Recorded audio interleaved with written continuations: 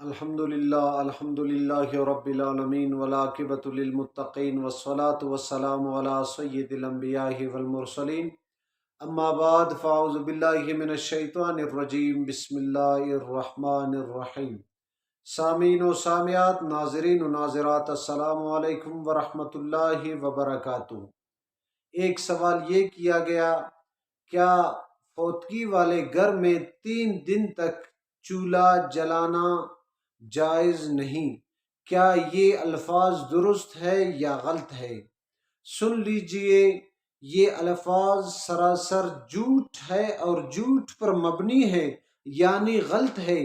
بعض لوگ افواہ پھیلاتے ہیں، کہتے ہیں کہ جس گھر میں فوتگی ہو 3 دن تک چولہا نہیں جلا سکتے ہیں، یعنی آگ نہیں لگا سکتے ہیں، چائے اور روٹی کھانا نہیں پکا سکتے ہیں۔ نہیں، بالکل، اگر میت رکھے ہوئے ہے اس وقت بھی چولہا جلائے، اس میں کوئی حرج نہیں۔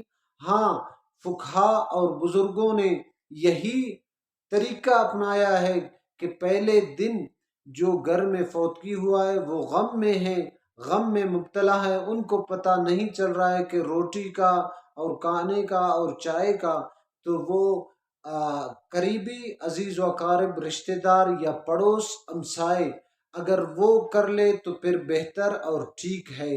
اگر وہ نہ لایا، اگر اپنے گھر میں روٹی بنایا، چائے کی بندوبست کر لی، ادھر ہی بنا لیا، اس میں کوئی حرج نہیں۔